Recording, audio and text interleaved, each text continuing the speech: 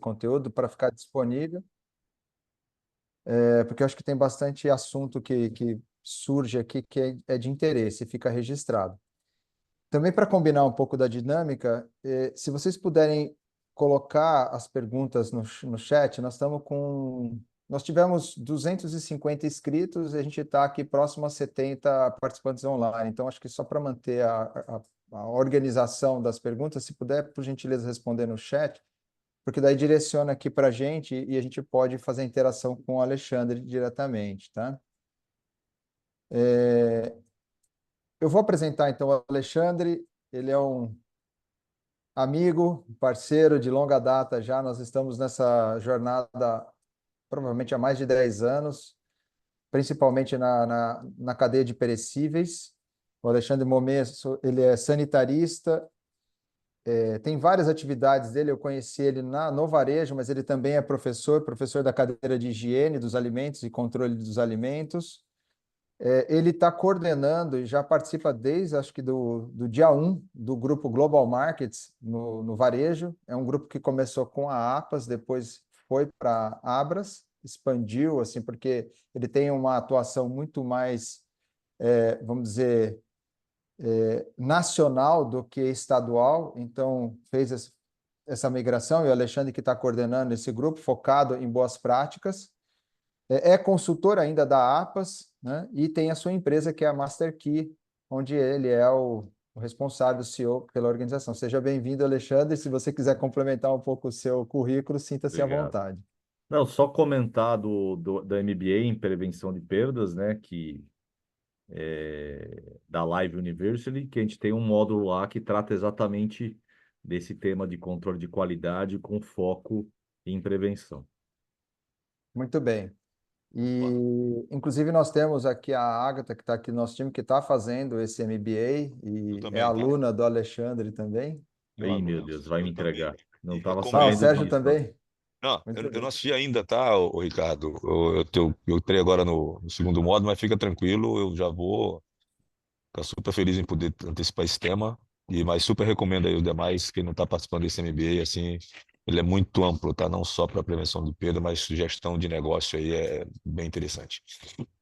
Que bom, muito bom. Obrigado, Sérgio. É importante ter o seu depoimento também. Eu vou partir direto para o compartilhamento aqui da tela, para a gente entrar, então, nesse nosso dia, né? Então, nós estamos falando aqui de eficiência operacional.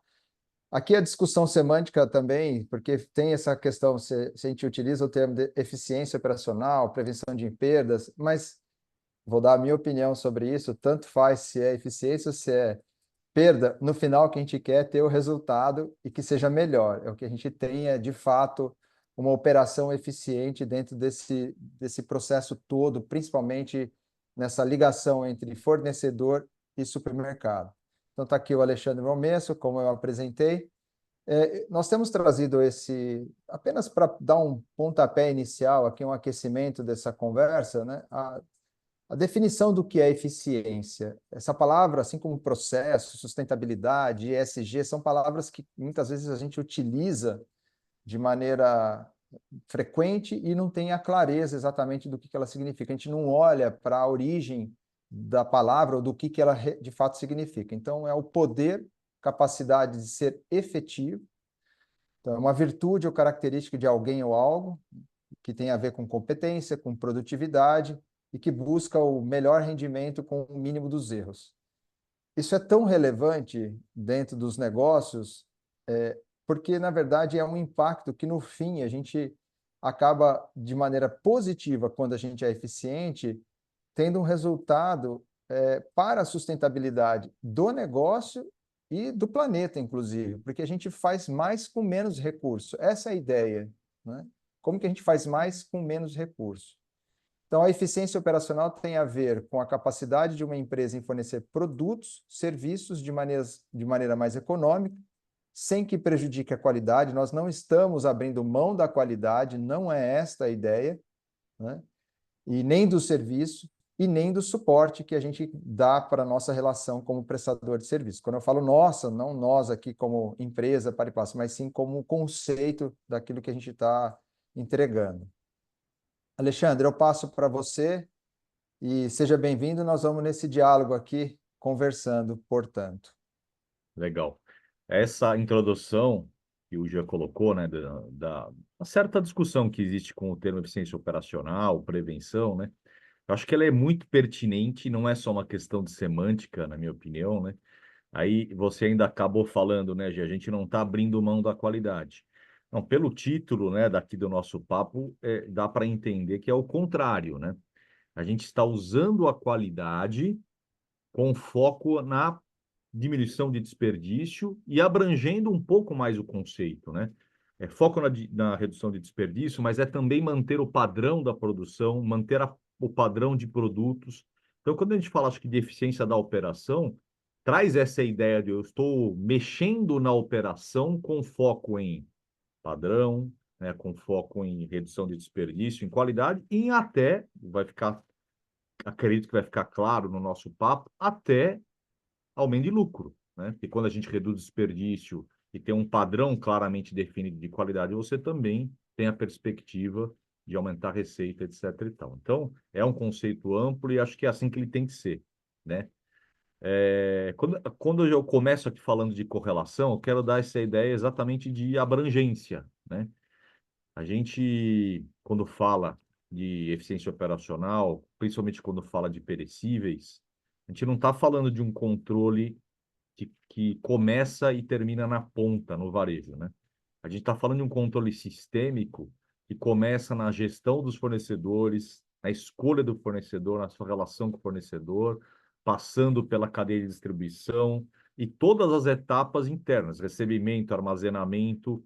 Então, eu quero mostrar para vocês que cada etapa dessa, partindo da escolha do fornecedor, tem um impacto que pode ou não gerar o desvio de qualidade. E no meu caso, eu falo muito mais de quebra do que de perda, né? Porque quando a gente fala de qualidade, a gente está falando de quebra direta do produto. Mas ele é um assunto sistêmico, é isso que eu quero mostrar para vocês. Pode passar, Gia. Também quero mostrar que um desvio que acontece em uma dessas etapas, ele potencializa, geralmente, um problema que pode acontecer lá na outra etapa futura. Vou mostrar aqui com vários exemplos, tá? A ideia, a gente é um webinar, né, turma? É um webinar, acho que todo mundo conhece bem o formato. O webinar é um formato de bate-papo. A gente não tem não é uma aula, né? A gente não tem a pretensão de trazer uma aula, tem a pretensão de trazer sensibilização para o assunto e até ouvir a experiência de vocês baseado nesse determinado assunto. Então, vocês vão perceber assim, que esses primeiros slides eu vou realmente fazer um voo panorâmico, tá? Mas fiquem à vontade para interromper a hora que vocês quiserem. Pode passar. Alexandre, um ponto que eu acho importante aqui, para dar, eu vou até passar o seguinte aqui, né? Mas nós Que é um temos um, exemplo. Esse aqui e é um nós, te, exemplo daquela frase, tá? e nós temos um público bastante variado. Eu acho que é importante deixar claro aqui, nós estamos de fato com boa parte da cadeia de abastecimento presente neste nosso encontro. Por que que eu reforço esse aspecto? Porque nós temos que também parar de esticar a corda de um lado ou do outro. Parte do nosso trabalho que a gente faz é colocar todo mundo, tentar mostrar uma perspectiva onde a soma das partes realmente ela é um resultado muito melhor para todos, né? Então, nós não estamos defendendo nem o fornecedor e nem o supermercado aqui. A gente quer, de fato, que tenha um alinhamento do processo, tá? Eu só queria trazer esse aspecto pela diversidade do nosso público. A gente quer resultado, né, Gê? Eu costumo falar Exato. assim para as equipes, que a gente fala com todas as equipes, você quer ter razão ou você quer resolver, né? Porque querer ter razão fala, não, a culpa não é minha. O comercial fala, não, a compra foi por causa da ocasião. O outro fala, não. A pergunta é, vocês querem ter razão ou vocês querem resolver? Se a gente quer resolver, a gente vai na causa raiz e resolve. O importante é determinar a causa raiz. Então, esse é um exemplo real que aconteceu comigo numa consultoria, né? E eu trago ele porque ele foi muito emblemático, né? Na questão de resultado. Ao mexer em algumas determinadas etapas, a gente teve um resultado muito efetivo de diminuição de quebra, né? Então, era uma batata que estava chegando dessa forma que vocês estão vendo na pré-seleção. Então, o que que eu quis dizer aqui com pré-seleção? Na chegada, já percebeu que existiam uma quantidade enorme fora do padrão estabelecido. Então, ali ele já teve uma quebra direta. Você vê que ele separou, né? Então, aqui o que está a seleção é depois da seleção. Então, a caixa da direita é o que vai para a gôndola, a caixa da esquerda é quebra. Olha a proporção, né? E aí, depois da seleção, aqui do lado direito, o que restou do lado direito, o que restou de bom, que é o que vai para a vasca de maneira efetiva, vai direto para a vasca, né? Por que eu estou trazendo esse cenário? Eu vou continuar nesse assunto, eu vou mostrar o desdobramento disso, tá? Eu vou mostrar na loja o que aconteceu no dia seguinte. Mas é aquela coisa, na hora de receber, existe uma pessoa com critério de recebimento. Porque um dos problemas pode ser não tem critério, não tem pessoa gabaritada. Nesse caso, tem. Então, a pessoa vai lá, identifica que esse produto é impróprio, ele identifica que existe uma porcentagem grande que não vai ser utilizada, mas entra a questão do comercial, da compra de ocasião. Então, assim, serve também para a gente mostrar. Quando não existe uma cultura, quando a gente não consegue envolver ou transformar a cultura da empresa, envolvendo todos os setores, mostrando que está todo mundo com foco no resultado, o que a gente tem é controle, mas não consigo resolver. Eu consigo mostrar, olha só o que está acontecendo, mas não resolve. Ou você quer ter razão, ou você quer resolver o problema. Pode passar, eu não sei se está no próximo ou mais para frente, mas eu vou mostrar o resultado disso um dia depois, né? Aqui é o painel de gestão de eficiência operacional da Abras, né? A Abras solta todo ano um painel. O Jean vai trazer esse assunto de novo mais para frente, até numa versão mais atual, a minha antiga, que eu só quis mostrar, isso se repete, tá? Todo ano a proporção quase se mantém, que 88, nesse caso aqui do ano de 2022, as oportunidades de prevenir quebra, etc., são geradas por desvios operacionais. Então, eu consegui, vou mostrar isso para vocês também com mais detalhe, mexendo em pontos da operação, eu consegui ter o resultado de diminuir 88% da quebra. Pode passar aí. Então, aqui é numa outra pesquisa, tá? Não é mais aquela mesma, mas um destrinchamento para vocês terem uma ideia, né? Pode clicar, já acho que vai abrir do lado direito aqui uns. Não, volta, então. Desculpa. Eu achei que tinha o detalhamento, tá? Então, aqui, olha, ele é cumulativo, né? Vocês vão vendo que ele vai acumulando, mas problema nos equipamentos de transporte e estrutura de armazenamento responde por 7,5. Padrão rígido de aparência e forma quer dizer aquela pessoa que exagera demais na escolha, né? Mas os pontos relacionados à operação são os que eu grifei aqui. Ruptura na cadeia do frio, manuseio incorreto, procedimento de trabalho inadequado, falta de treinamento e conhecimento, falta de colaboração, descumprimento de padrão de qualidade, falta de medição dos desperdícios, falta de definição de uma responsabilidade no trabalho e falta de comprometimento. Esses pontos aqui, quando a gente soma, dá tranquilamente mais de 30%, né? Só esses pontos que eu citei, que são de responsabilidade direta nossa, no nossa que eu digo aqui, da pessoa que está recebendo, do comprador, tá? Pode passar. Um ponto interessante, muito legal esse quadro, porque tem aspectos aqui que são de processo, como você está colocando, mas seja no produtor, né, ou vamos chamar assim, na indústria, a gente tem procurado utilizar esse termo da indústria do alimento perecível, precisa muito de pessoas, né? Então, esse é um aspecto também para ficar registrado. Nós sabemos deste ponto, da necessidade de gente, da necessidade de qualificação das pessoas, e isso fica muito evidente quando a gente fala de comprometimento, descumprimento de padrão, né?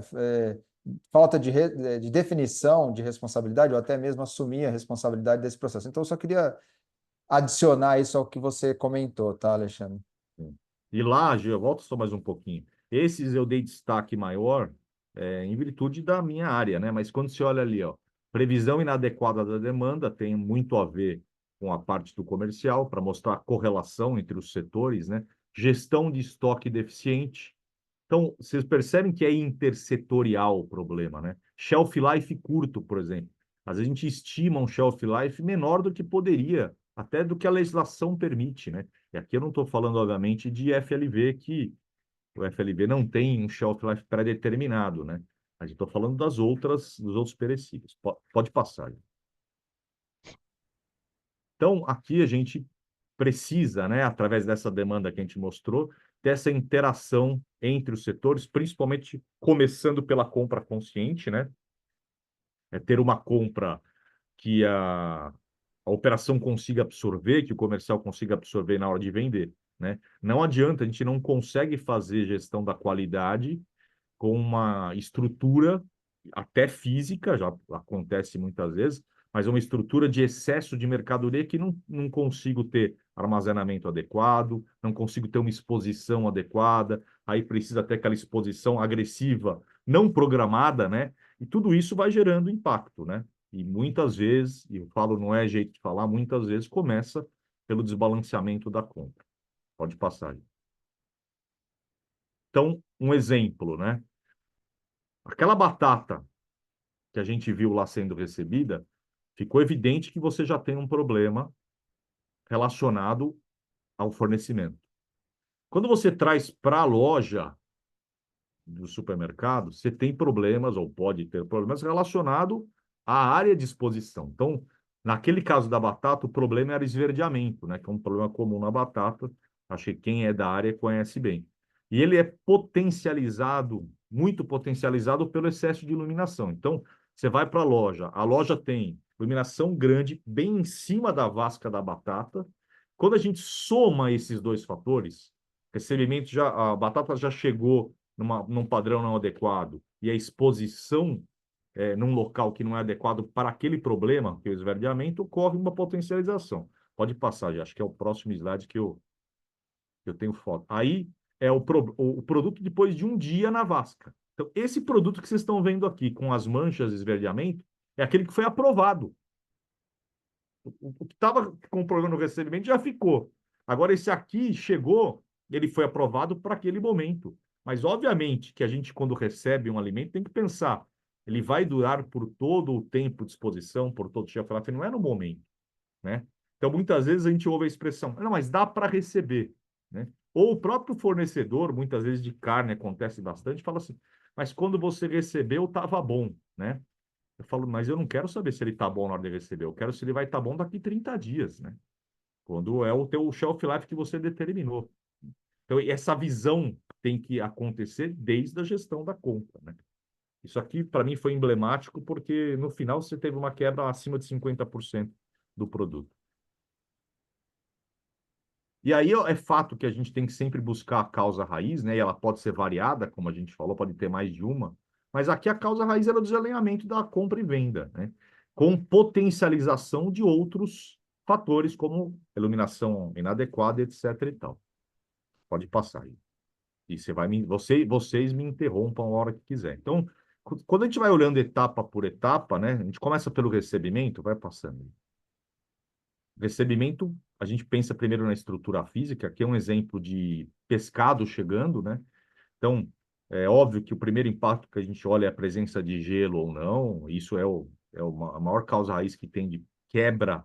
A quebra não acontece aqui, né? Ela acontece no futuro, ao decorrer da cadeia, é a falta da temperatura adequada, mas olha a estrutura, né? Está recebendo o pescado do lado da área de lixo, separação de lixo, e aqui tem mosca já em cima do produto que está entrando ainda, né? Muitas vezes vai ser utilizado para fazer um sushi, um sashimi, e aí quando você pega e manipula esse produto, vai dar mais 2, 3 dias, a gente já imagina qual é o resultado, né? Pode passar.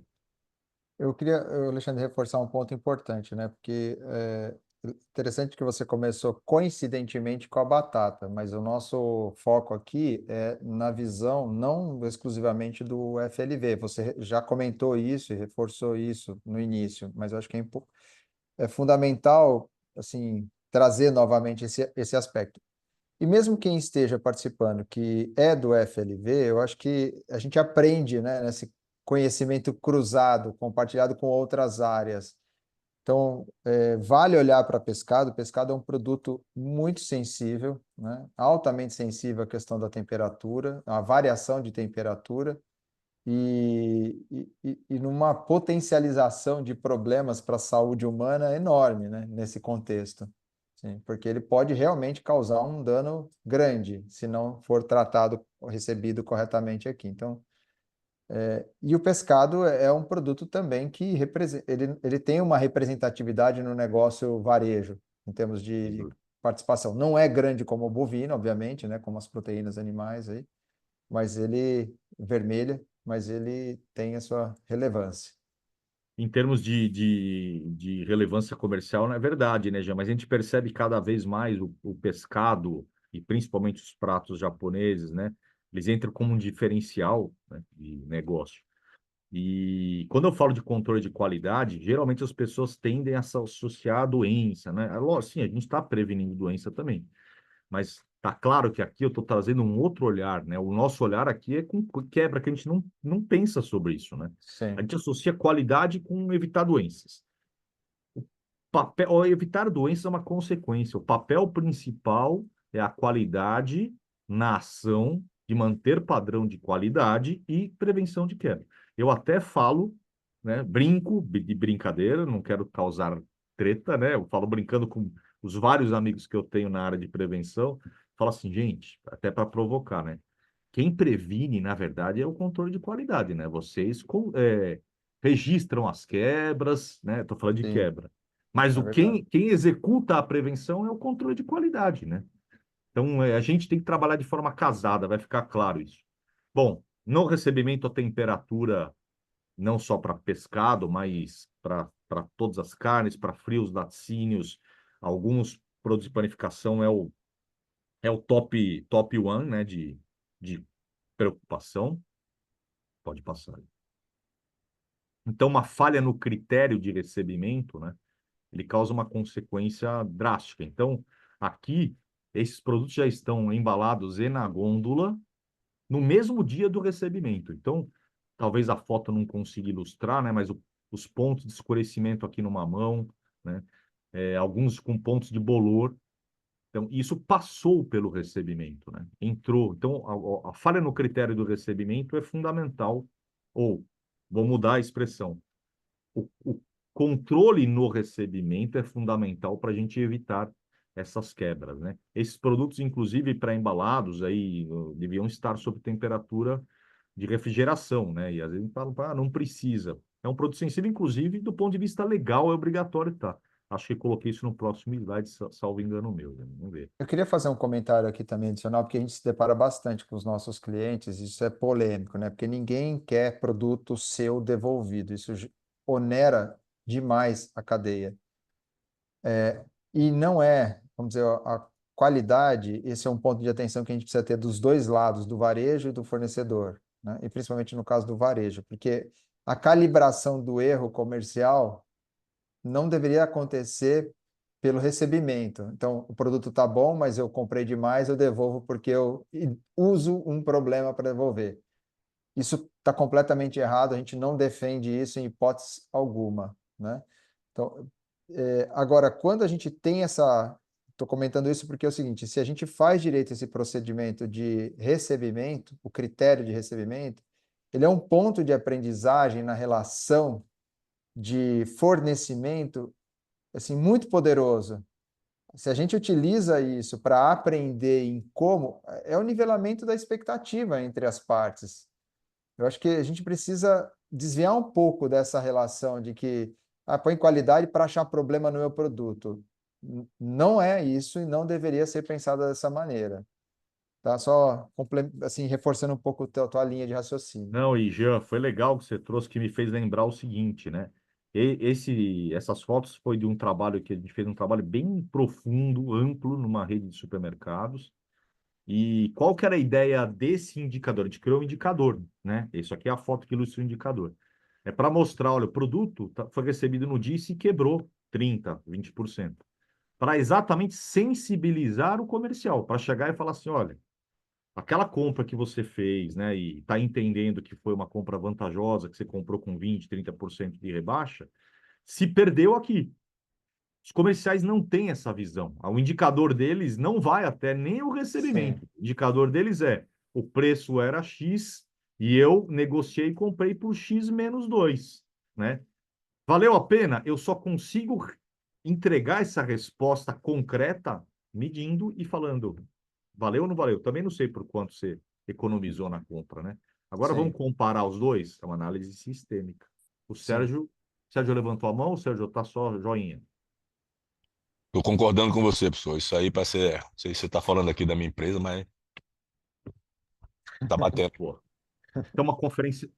Não, obrigado, Sérgio. Ah, e Você assim, ó, tá. importante, a gente tá falando de perda, né? Vai sim existir essas negociações, irão existir essas negociações, isso faz parte do negócio. Agora, para a gente avaliar se o negócio é bom, e eu concordo contigo que o comercial só olha uma parte, né, da negociação, se ele comprou mais barato e a margem dele vai ser melhor. Mas se a perda correr toda essa negociação, essa margem não fez sentido a negociação. Então, É se você, isso, Sérgio. você É não isso. dá prioridade a isso, né, ele vai continuar achando que está fazendo um negócio excelente para a empresa e que o problema da perda não tem nada a ver com ele, foi a loja que não soube trabalhar, a logística que não armazenou bem, nem transferiu bem, e até tem isso também, né? Sem dúvida. Mas Perfeito. ele não entender que é uma responsabilidade da companhia como um todo, né? A perda, né? Que inclusive aqui faz parte dos critérios para pagamento de PPR. Eles agora estão pensando um pouco diferente em relação a isso, mas eu concordo plenamente com o que você está colocando, tá? Não, foi perfeito a tua observação pelo seguinte: todos nós devemos estar conscientes, todos nós, quando eu falo da cadeia produtiva inteira, inclusive controle de qualidade, que a compra de ocasião ela é necessária, ela é fundamental, a exposição agressiva é fundamental, ela tem que ser estimulada em alguns casos, mas elas têm que ser planejadas, né? Elas têm que estar dentro de um contexto e os indicadores têm que se cruzar. Então, vamos lá dizer que o comercial detectou que tem uma oportunidade de comprar uma mão aqui, para a gente não sair do exemplo, com 20% de desconto. Isso tem que estar alinhado com quem vai receber o produto, saber, olha, vai chegar uma mão, não está tão bom, não tá, foi uma compra de ocasião. Aumenta mais a responsabilidade de quem está lá na ponta, porque ele tem que ter uma separação muito boa, como mostrou no caso da batata, ele tem que saber separar o que é bom e o que é não, indicar, registrar, né? E já ter um plano para esse mamão, né? Que ele, o que eu quis mostrar ali é, mesmo que esse tá bom no meio de outros ruins, ele aparentemente está bom, ele vai degradar mais rapidamente que um que estava dentro de um lote bom. Então tem que ter um plano, de aí tem que ter rebaixa de preço, tem que ter talvez uma exposição agressiva, e o controle de qualidade tem que ajudar nisso. Não é o que vai atrapalhar. A gente tem que trabalhar junto para que isso aconteça de forma segura, padronizada. Agora, vocês imaginam quando tem uma compra de oportunidade, não tem critério de recebimento, não tem um plano para ele, aí acontece aquilo que a gente falou. Ele tem a sensação que ele fez uma ótima compra, não mede e não cruza os indicadores, e no final ele acha que foi bom, mas ele está gerando prejuízo. Sérgio, acho que levantou de novo a mão, né, Sérgio? Agora eu levantei a mão. E só complementando, né, dependendo desse volume dessa compra de oportunidade, né, eu entendo que se ele compra de acordo com a demanda, talvez não seja necessário fazer uma ação mais agressiva de preço. Porque assim, se você já tem uma demanda, já sabe, já tem tua média de venda, né, com preço X dentro da tua marca planejada, se você compra mais barato, o ideal nesses casos é baixar também o preço, porque tem que você acelerar a venda. Não adianta você dizer, eu comprei mais barato, mas eu vou vender pelo mesmo preço para poder ganhar mais margem. Esse é onde começa o lei de engano. Então, assim, negociou melhor, um volume maior, eu vou necessariamente precisar ser mais agressivo no preço que eu vou repassar para o meu cliente, para que o meu cliente compre mais e faça com que essa quantidade que eu comprei a mais seja vendida, né? É isso que tem que ficar claro para o comercial. Perfeito, Sérgio, perfeito. Ô, Alexandre, eu vou passar para o próximo slide, mas eu queria fazer um comentário aqui que eu ouvi outro dia que eu achei muito interessante, de uma pessoa que é um especialista na área do agro, né? Principalmente em commodities. Ele falou assim: no passado, quando eu comecei a fazer agronomia, eu ouvi o seguinte: se você não estudou, vai ser produtor, né? Hoje em dia, assim, você só é produtor se você estudar. E eu lembro também, né, praticamente 30 anos atrás de formado, que assim, se você não deu certo, tecnicamente vai para a área comercial, né? Então, assim, você não precisava ter formação para ser um comercial, você era um bom vendedor ou um bom comprador, que seja. Esse negócio mudou, né? Porque o que a gente está conversando aqui, assim, você tem que realmente estudar para fazer a compra ou a venda. Não dá para ser no famoso freestyle, né? Vai ali no voo livre. Não dá mais, porque vai cair no que o Sérgio comentou, no que você está trazendo. Volto para você aí. Não, legal, já, e não que eu seja dessa época que você está falando, né? Eu sei, eu sei. Mas eu lembro bem do. E era uma frase boba, mas eu sempre trago isso nas aulas, tá? Porque para mim é impactante. Quando falava assim, não sei se você lembra dessa. Falava, o cara é tão bom vendedor que ele vende até geladeira para pinguim. Sim, Você lembra dessa expressão, né? sim. Eu sempre falo assim, cara, esse é o pior vendedor que tem. Porque o que acontece? Ele vende uma vez só. Quando o pinguim perceber que ele foi enganado, ele nunca mais compra desse cara, né? Então, a boa compra é aquela que ela é sustentável, né? É a compra que você comprou e vendeu, e a pessoa que comprou na ponta final vai querer comprar de novo e mais. Então, o cara que vende geladeira para pinguim, ele está fazendo um péssimo negócio. É o protótipo desse comprador que ele só está pensando na casinha dele. E, ó, o resultado a longo prazo é que se dane, né? Esse é o típico exemplo, né? Perfeito. Bom, o slide aqui é para ilustrar aquilo que a gente acabou de falar, né? Uma conferência eficaz, entre outras coisas, tem que ter quantidade adequada de conferentes, um critério já bem ajustado de aceitação e rejeição, um cronograma de entregas, né? Exatamente para poder ter as pessoas que precisam ter lá. É óbvio que a gente não consegue ter sempre um cronograma, mas um procedimento de recebimento, sim, né? Quem vai receber? Por exemplo, quando a gente fala de um pescado, tem que ser alguém que entende de pescado, não no recebimento. É diferente de você receber uma mercadoria que está numa embalagem secundária, como sabão em pó, que você treina uma pessoa que vai lá e ela olha a integridade da caixa, pesa, vê a nota fiscal e tá bom. Não, o recebimento de perecível, ele tem uma outra demanda, né? Uma outra lógica. Pode passar. Aí passa pelo armazenamento também, a gente vai falar também de estrutura e tudo que é aquilo que passou pelo recebimento, mas aqui eu preciso de um acompanhamento mais permanente, né? Avaliação constante de temperatura, ventilação, disposição, se tem superlotação, se não tem superpeso, a higiene adequada, se tem identificação, quer dizer, se não caiu uma etiqueta, se está mantendo a validade, né? Ter um PVPS descrito e funcionando, né? Uma projeção de espaço adequado. Eu tive um caso num cliente meu essa semana que foi terrível, assim. Uma loja nova e ele fez uma compra enorme, só que de perecível, né? E o estoque, né? As câmeras não tinham capacidade. Então, você imagina o desespero, não conseguia transferir, não conseguia vender, tentando rebaixar preço de última hora numa loja premium, tá? Numa loja premium. Terrível, né? Então, eu estou só reforçando, assim, eu estou dando lampejos, tá, gente? Highlights. O meu objetivo, na verdade, é mostrar o quanto isso é complexo e quanto isso é intersetorial, multifatorial, né? Por exemplo, quando a gente fala do sistema de degelo, tanto na exposição, principalmente na exposição, mas no armazenamento, né? Ele é causa raiz para muitas coisas, né? Muitas vezes o pessoal fala assim, usa como desculpa, né? A exposição, o produto está aqui amolecido porque ele está em degelo. Não, mas o degelo, o bom degelo é aquele que esfria o equipamento, mas ele não deixa perder a qualidade do produto. Então, isso, inclusive, está na legislação. Então, tem que ter um olhar para isso. Será que eu não preciso aumentar a frequência do degelo e diminuir o tempo? Isso tem que estar ajustado com todo o processo, né?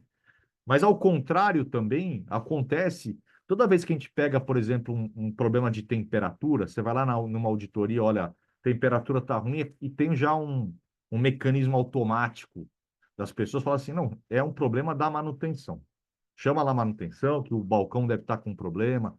E eu falo assim, gente, mais de metade dos casos é um problema operacional, não é da manutenção. Vou mostrar para vocês.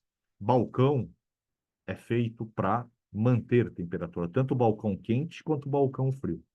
Se você entrega um produto que era para estar a 4 a 10, o balcão não vai recuperar essa temperatura. Então, é um problema operacional. Demorou para sair da câmara e chegar até o balcão. Produto quente, pior ainda. Se ele chega a 40, o balcão quente não vai levar ele a 60, que é o ideal. né? Então, você tem que ter uma logística que permita que ele chegue à temperatura adequada para o balcão manter. Então, as coisas são multifatoriais, elas têm que ser olhadas assim, não com respostas prontas, né? Vamos lá, gente. Vamos lá, gente. Então é muito interessante ouvir você falando isso, assim, porque eu fico sempre pensando, né? Poxa, mas é difícil. Todas as etapas da cadeia são difíceis, porque se eu vou para a perspectiva do produtor, ele vai listar tantas coisas lá que eu falo, meu Deus, desiste de ser produtor. Se eu vou para o varejo, a mesma coisa, porque ele tem múltiplas empresas dentro de um mesmo ambiente que é uma loja, com legislações, com características diferentes também. Então, se fosse fácil, muita gente já teria feito, por isso que tem poucos que fazem também.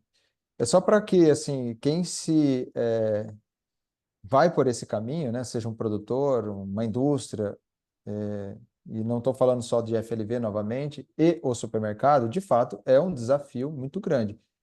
Desde questões operacionais, de procedimento, como o Alexandre citou aqui, do degelo, e também eu vejo, por exemplo, portas de câmaras refrigeradas que não fecham. É muito simples, é igual uma geladeira de casa, assim, né? Se a borracha não fecha, e aí você tem um shelf life de uma fruta de caroço que você importou, que vai, assim, rapidamente embora, né? Por uma questão muito simples de ser resolvida. Vou passar para o próximo aqui, porque eu sei que Legal. você tem muito assunto ainda. Não, e é legal você falar também isso, Gia, porque assim, eu atuo em todas as etapas. Eu tenho clientes na cadeia primária, eu tenho clientes que são distribuidores, eu tenho food service e tenho supermercado. E eu ouço todos esses problemas que a gente começa a chegar à conclusão assim, muitos deles seriam sanados se houvesse um diálogo maior, né? E Uhum. entender que o resultado final depende de todo mundo e mesmo o resultado final lá na venda de um supermercado, ele impacta no resultado do fornecedor. Para a gente é óbvio, né? A gente está falando aqui é óbvio, mas no dia a dia isso não acontece, né? No dia a dia não É. acontece.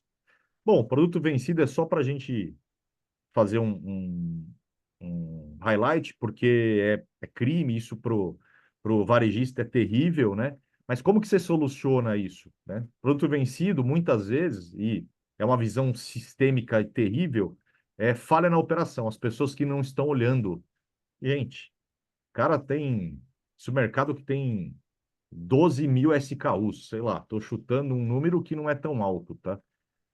Se achar que vai ter um controle tão efetivo ali que não vai ter nenhum produto vencido, isso é impossível, né? Então não é por aí que você controla a qualidade, é na compra, né? Ter um limite lá de falar, pô, só vou receber um produto com menos de 60% de validade para vencer, tem que ter um PVPS que funciona. Aí sim, para complementar, eu tenho uma análise amostral na prateleira, né? Amostral, mas o problema não é resolvido na prateleira. O problema é resolvido dentro de um sistema, né? Dentro de um princípio. Então, é só como exemplo também. Pode passar. Ali.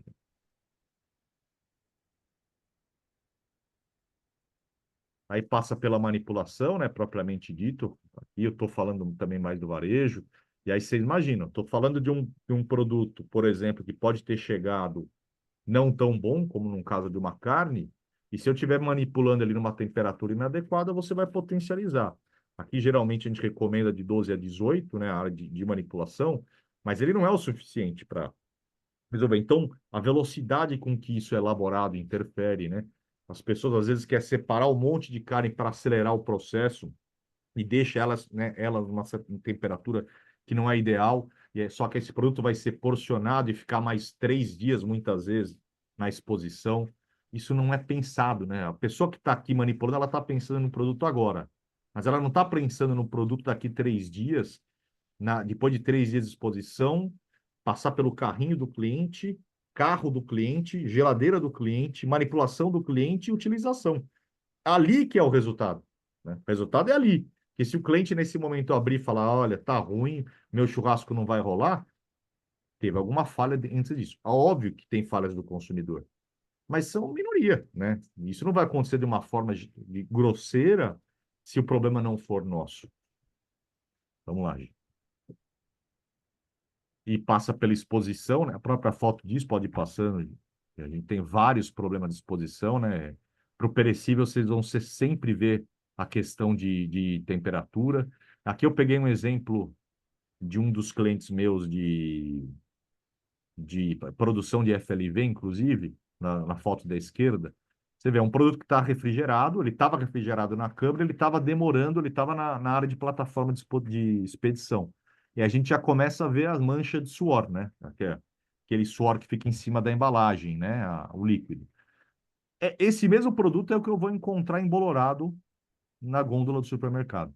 E se o cara não cruza que esse bolor tem a ver com isso aqui, ele não sabe nem por que está quebrando.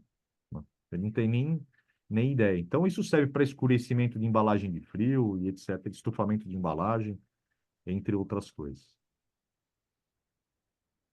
Então, quando a gente pega, por exemplo, uma temperatura inadequada de exposição e associa, aqui são temperaturas horríveis, isso são exemplos reais, tá? Essa mãozinha é da minha auditora. Carne a 22 graus, né? Frios, cárneos a 9, etc. e tal. E são produtos de baixo giro, quer dizer que eles ficam mais expostos do que um dia, receita para quebra. É uma matemática, né? Pode passar. É impressionante isso mesmo. E a gente se surpreende. Só que, quando você não tem um indicador claro, medindo e cruzando esses dados, você não enxerga. Para nós parece óbvio quando a gente vê aqui no slide. Mas se você não tem indicadores claros sendo cruzados, você não enxerga, né? Então, a gente tem várias causas raízes nesse exemplo que eu citei. Então, não é só a temperatura do balcão. Muitas vezes a causa provável é a operação, demora no produto a chegar até a câmara, né? Problema da temperatura da câmara, etc. e tal. Pode ir, Guilherme. Aí, sim, envolve manutenção preventiva, superabastecimento, degelo inadequado, também, né? A formato do balcão, né? A gente querer que um balcão ou uma ilha aberta fique a -12, cara, é enganar trouxa, né? Então a gente olha, não, esse aqui é um balcão frio. Aí vem na embalagem que ele tem que ser mantido a -18. Então não é no balcão aberto que ele vai ser mantido, né? Isso tudo tem que ser olhado. Pode passar. Então, aí que eu estava citando para vocês, naquele mesmo exemplo do mamão, né? Pode passar, Gia. Na própria legislação fala que tem que ser refrigerado. E quanto a gente vê no supermercado, fruta manipulada, picada em temperatura ambiente, né? Às vezes a superexposição, e aqui também um exemplo real, todas são fotos minhas, tá? Você vê ali, esse é um produto de rebaixa de preço, isso me chama muita atenção. Esse da esquerda são produtos de altíssimo valor agregado, eles estavam todos misturados numa ilha, né, numa mesma ilha. Então tinha costela misturado com paleta, com suma, tudo misturado e vocês percebem assim uma quantidade enorme. Quando você olha as plaquinhas aqui, por exemplo, eu via lá, eu até comprei um produto nesse dia, acho que era uma paleta. Você tinha que cavocar para achar a paleta, né? Numa exposição que está super abastecida. Então não combina, né?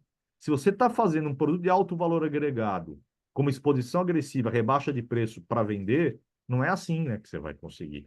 E ainda, nessa mesmo balcão, ó, você afasta com exposição de cerveja na frente. É o mesmo balcão, tá? Em uma outra visão. E o cara não consegue nem chegar direito no balcão. Então, se essas coisas não se conversarem, como eu falei lá no começo, é quebra, né?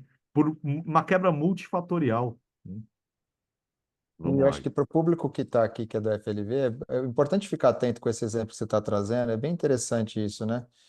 Porque às vezes tem algumas ações cruzadas assim com a categoria de FLV e flores também, tá? A flores acaba entrando nesse mesmo pacote aí. E você tem barreiras físicas assim que você fala, poxa, por que que esse negócio está aqui, né? E atrapalha a operação. Então, de fato, e eu acho que nós, como aí eu estou me colocando na camisa de provedor de serviço ou de produto para o varejo, a gente tem que chamar a atenção do varejo também, porque nem tudo que eles propõem está certo. Às vezes a gente fica quieto com a ação do nosso cliente, a gente não fala nada e volta para a gente como um problema depois, né? Como fornecedor de um determinado produto. Então, acho que isso é uma reflexão importante também.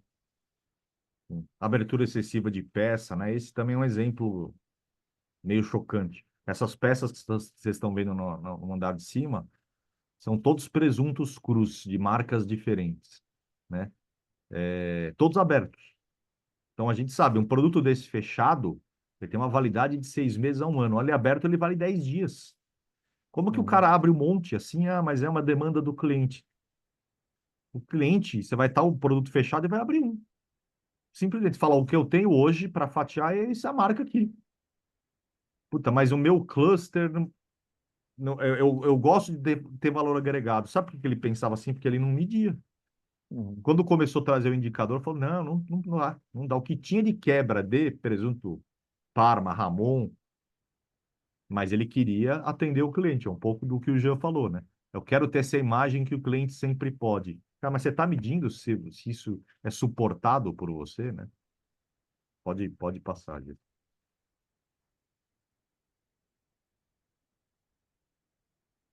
Tem muito, daria para explorar isso para caramba, tá? Eu sei, gente. E tem o efeito consumidor, né? O efeito consumidor que muitas vezes a gente não controla, pode passar, principalmente para frutas, legumes e verduras, pode Tá. passar, Jean. É aquela questão, né? Isso é um exemplo interessante. Aqui é um estudo. Ele é um pouco antigo, mas é um estudo científico. Foi feito na academia, né? Que mostra que em supermercado, quase 34% de quebra de FLB tem a ver com o manuseio próprio dos clientes na hora de escolher, né? Então a gente fala assim, putz, esse é um fator que eu não controlo, pode passar, Gil. Mas dá para a gente ter ações sobre isso também, né? A gente consegue fazer, por exemplo, uma exposição. Por que que a pergunta é sempre na causa raiz, né? Por que que o cliente está fuçando demais, né? Será que se o produto não tivesse mais padronizado, ele fuçaria menos, né? Será que se ele não tivesse com tantas pilhas, ele apertaria menos para gerar menos quebra? Será que se tiver Sabe, campanha educacional com cartaz não funciona?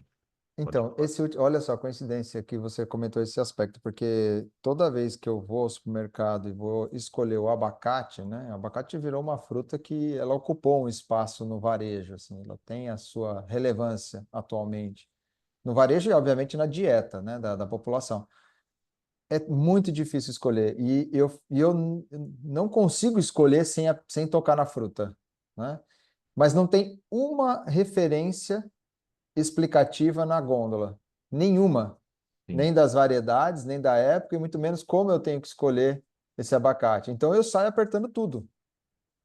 E sabe Não qual é tem outro jeito. ponto, Jean, que é importante isso que você está falando?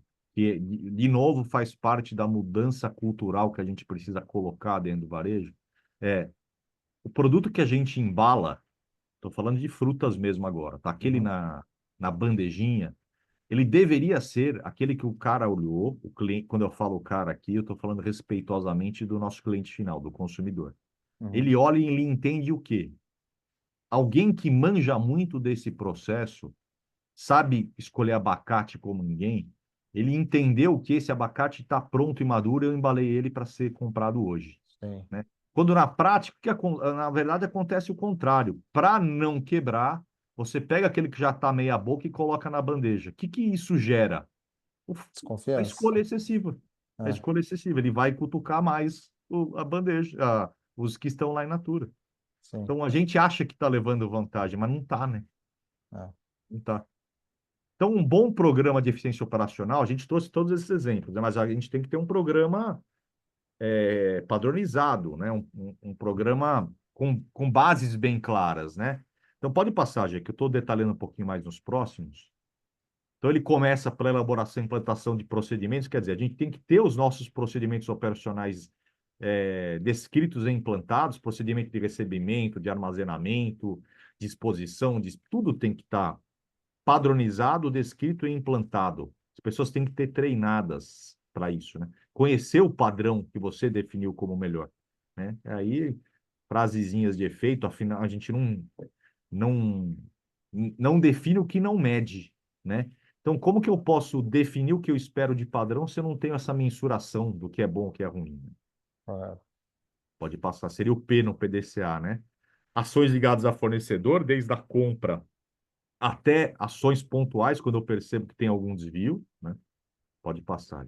E aí entra num programa de gestão de fornecedores, né? Que é mandatório ter um programa de gestão de fornecedores, um programa sistemático de diagnóstico, aqui entra muito, estou fazendo merchan, tá, Jean? Entra Uhum. muito a par e passo, né? Eu uso o clique há muitos anos, né? O Jean fala, eu uso para fazer meus dashes. Aí entra muito também do uso da minha expertise com a ferramenta. Então, que dash que eu vou criar, né? Que tipo de indicador eu vou cruzar para mostrar tudo isso que a gente está falando. Mas a ferramenta permite isso, é óbvio. Precisa ter alguém aqui dando as ideias, né? Falando, ó, eu quero esse Exato. tipo de indicador que vai cruzar com aquele e você saber apresentar isso para o teu público final, né? Então, a ferramenta é perfeita para isso. Não dá para gerenciar o que não se mede. Não dá para não ter indicador. Vamos lá. E complementar isso aqui, que qualquer que seja a ferramenta, ela é o meio, tá? Precisa do conhecimento da pessoa que é especialista. E aí a ferramenta possibilita os registros estruturados com indicadores estruturados para ir para uma visão mais estratégica que seja. Mas, de fato, assim, ela é meio, só para reforçar o que você está Perfeito. falando. Aí o programa de capacitação, que tem que ser contínuo, né? E quando a gente fala capacitação, é do colaborador que está com a mão na massa, mas é do gestor, é do gerente, é do comprador. É um programa contínuo de capacitação. Pode falar, pode fazer. E com isso, quando a gente consegue trazer essa cultura, a cultura através de resultado, uma coisa alimenta a outra, né? Eu crio um indicador para ter resultado, mas ao mesmo tempo o indicador é minha ferramenta para trazer a cultura, né? Como eu dei o exemplo do comprador. Ele só consegue enxergar que a compra dele não foi de fato satisfatória quando eu apresento o indicador do que quebrou, né? Quando eu apresento, por exemplo, um saque mostrando que o consumidor está reclamando, pôs na mídia por causa de uma compra mal feita, né? Então, eu trago tanto o indicador como resultado, mas como ferramenta de capacitação, de conscientização, né? Então, é por isso que eu estou colocando a implantação da cultura da empresa focada em qualidade de desperdício, que sempre se conversa, né? O resultado esperado desse programa estruturado é ter maior padronização de operação e, consequentemente, padrão de produto. A pessoa tem que olhar e falar assim, putz, eu vou comprar a laranja do supermercado do Jean, porque eu sei que toda vez que eu vou no supermercado do Jean, a laranja é boa. E pode ser o de São Caetano ou da Moca. É sempre igual, é padrão. Isso traz resultado, né? E traz também resultado não só do ponto de vista comercial, mas de número de quebra e perdas também. E é óbvio que aí, por consequência, como eu falei para vocês, a gente acaba atendendo a legislação, né? E reduz o número de doença, de satisfação, de reclamação. Mas vocês percebem que isso é uma consequência do processo, né? Não é o foco, senão a gente começa atacando, olha, você vai fazer isso, senão a vigilância sanitária vai vir aqui. Puta, mas quantas vezes ela veio nos últimos 20 anos? É melhor não ter. Não, você está implantando isso é para ter dinheiro, é para diminuir quebra, né? E, consequentemente, não ter prejuízo na imagem. Pode passar. Fazer um comentário em cima disso, né? Eu ouço isso desde o dia 1 da rastreabilidade, né? Aí você fala assim, ah, agora os caras do Ministério Público veio aqui e deu um pega. Aí, nossa, tudo anda. Aí agora parou, aí tudo para. Aí você fala, mas a rastreabilidade é consequência de uma organização, meu Deus do céu. Eu sei que a legislação empurrou e deu aquela acelerada a esse processo, mas veja bem, no nível de competição, no nível de eficiência que a gente precisa, se você não é organizado, em algum momento você vai quebrar. Não é que você vai ter dificuldades, você vai quebrar, né?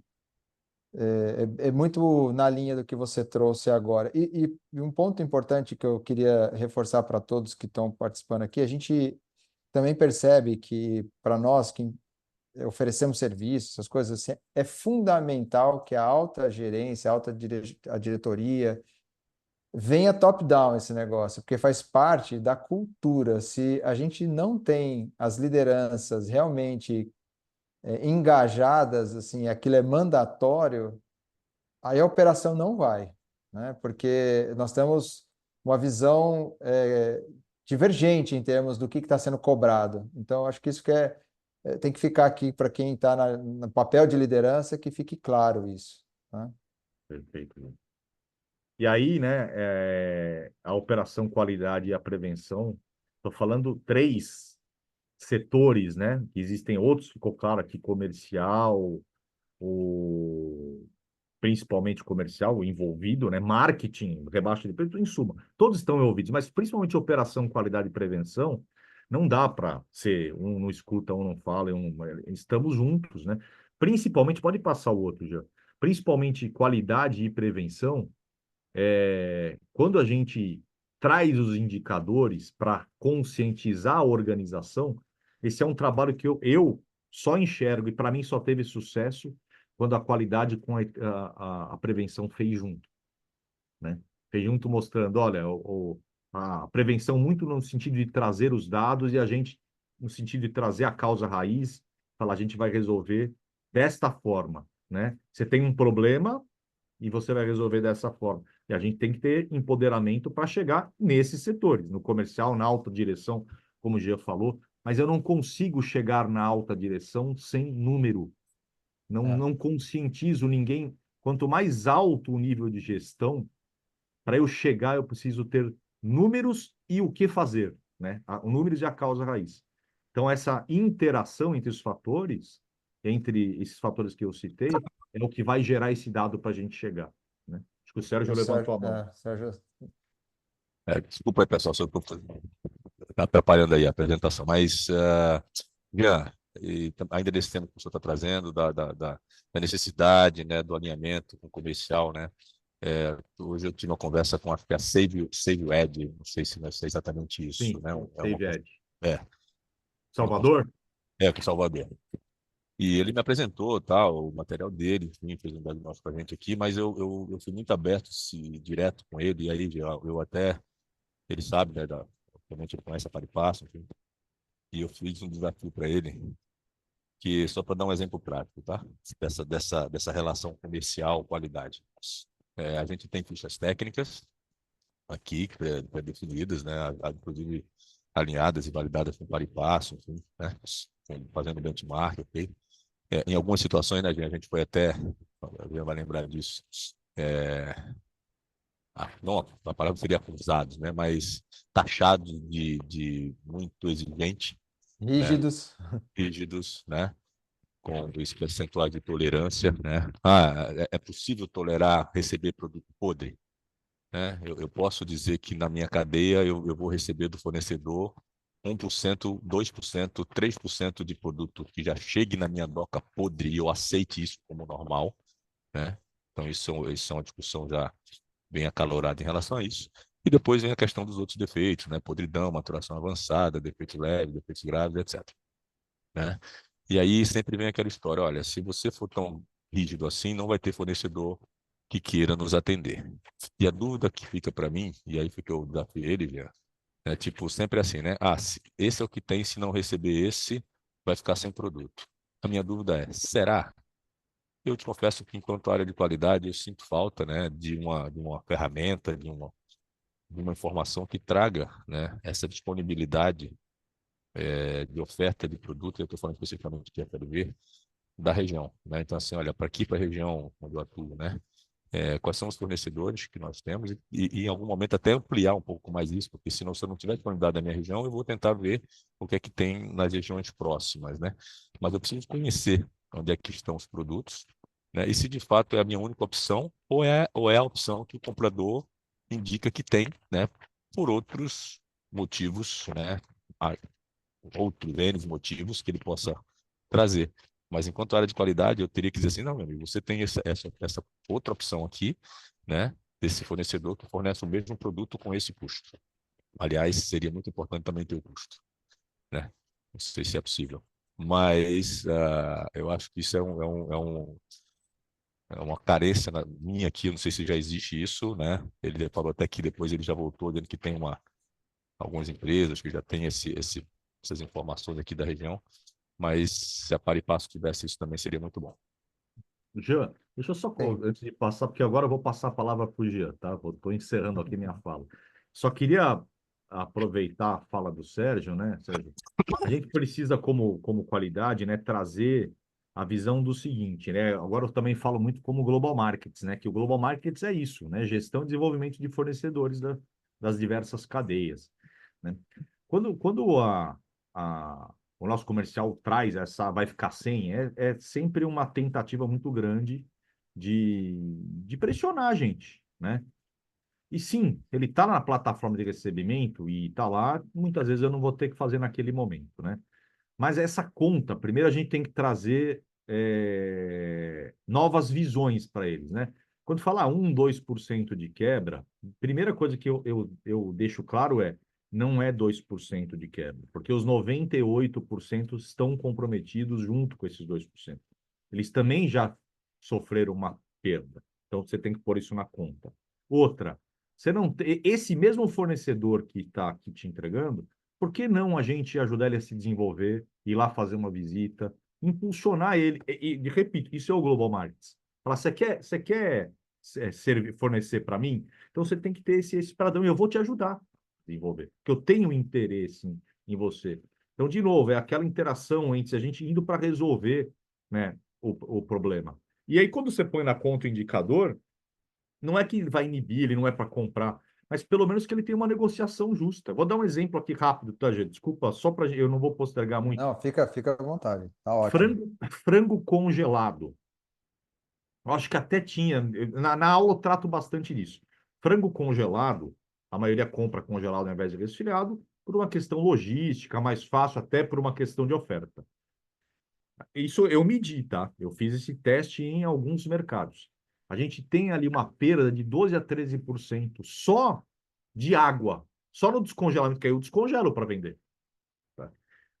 Essa quebra, essa perda, compensou o valor que você deixou de ir. Então, eu pelo menos tenho que informar isso para o comprador, para na hora da negociação ele falar: peraí, você está descontando já os 12% de água que eu vou perder no processo? Outra, essa umidade que está saindo, quando você vê, olha a caixa ali toda molhada tal, também já diminuiu a qualidade. Então, você está colocando isso na negociação?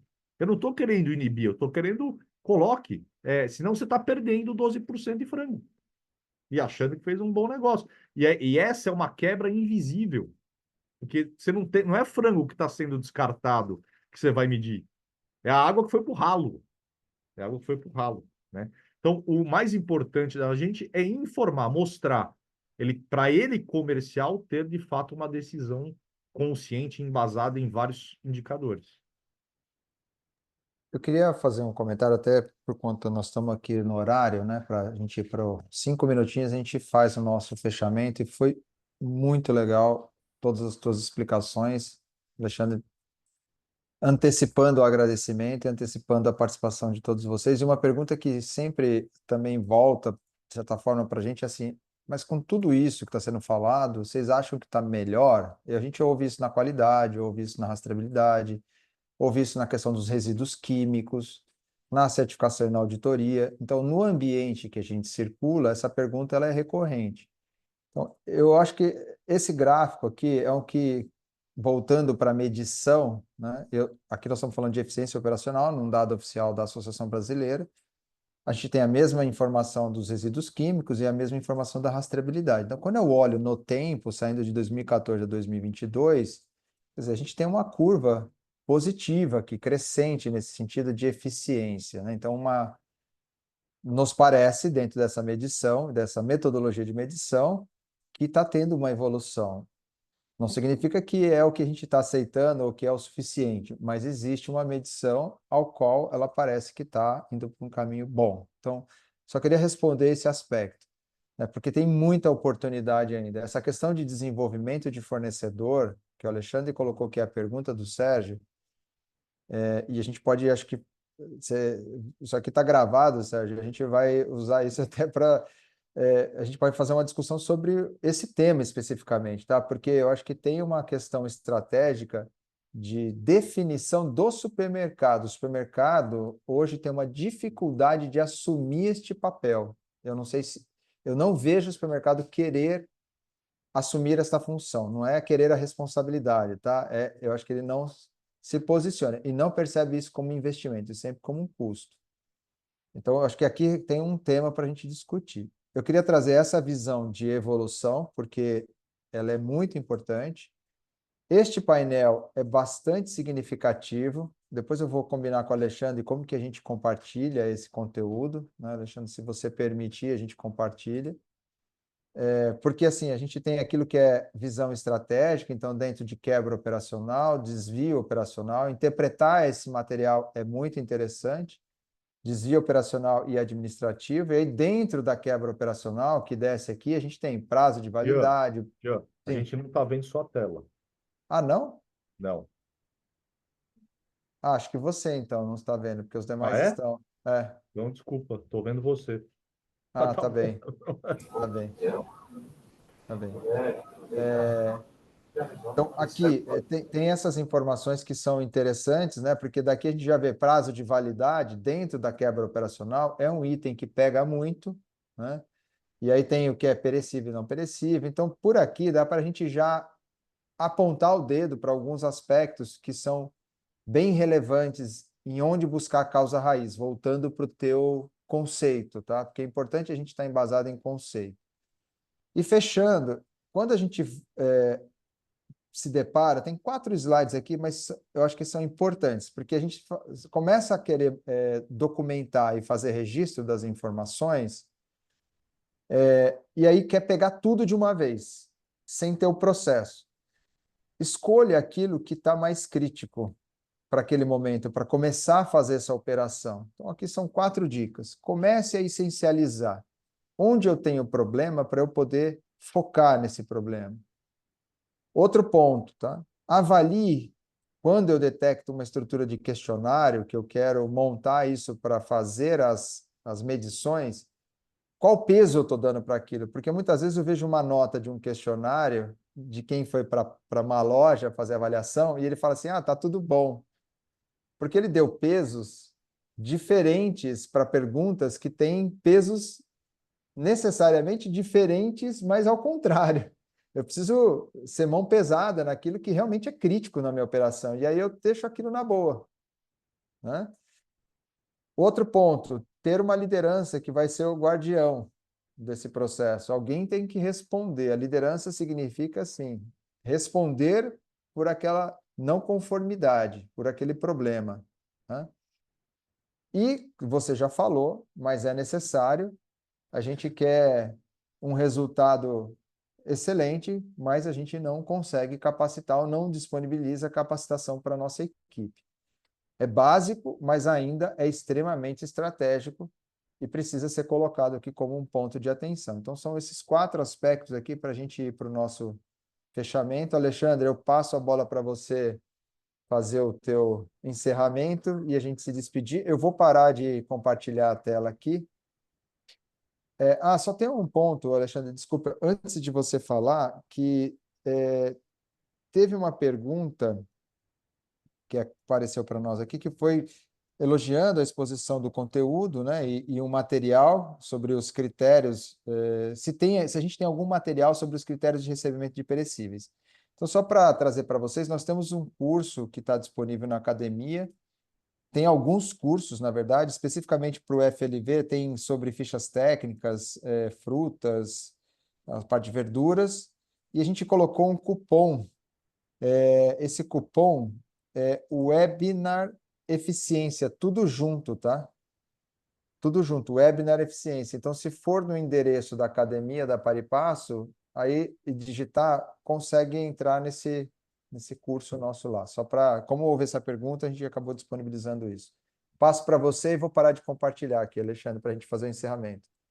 E você é modesto, né, Gia? Porque ele não citou isso, mas eu, particularmente, quando eu recebo essa pergunta, eu direciono para o Jean, né? O Jean, porque isso também está e possivelmente incluído na ferramenta, né? Sim. Quando eu uso o clique para fazer o recebimento de frutas, legumes e verduras, ele pode estar já incorporado o padrão de recebimento que a Paripasso tem, né? Uhum.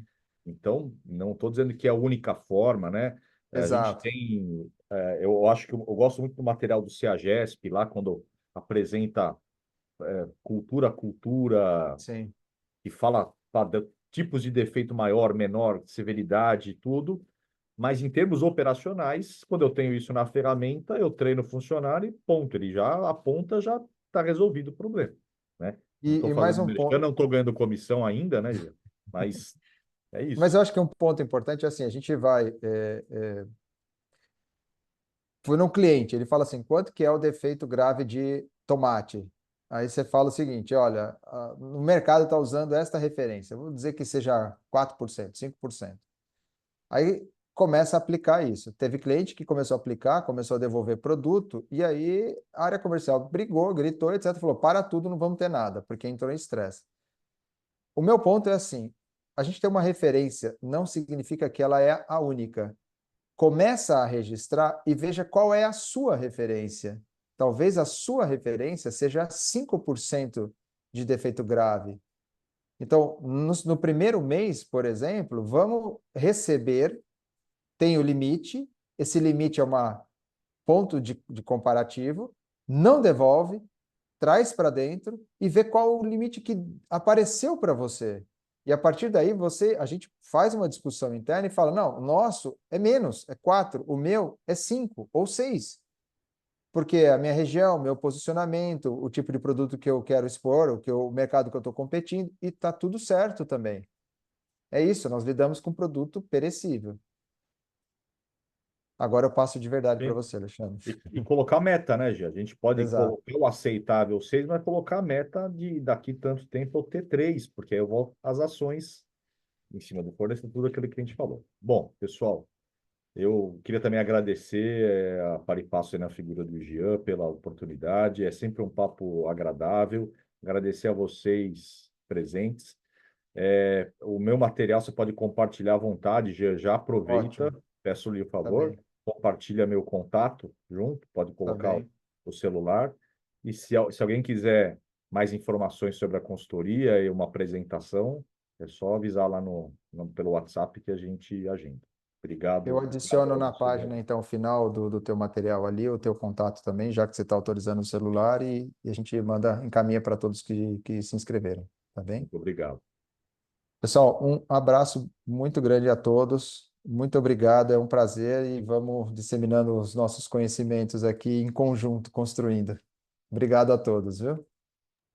Abraço. Bom restinho de semana. Obrigado, Ricardo. Obrigado, Obrigado a Sérgio. você, James. Obrigado pelo Ercília, que eu vi convite. agora. Parabéns. Parabéns, Samuel. Alexandre. Oi, pessoal. Obrigado. Obrigado. Abraço. Tchau, Até tchau, mais. Sérgio. Tchau.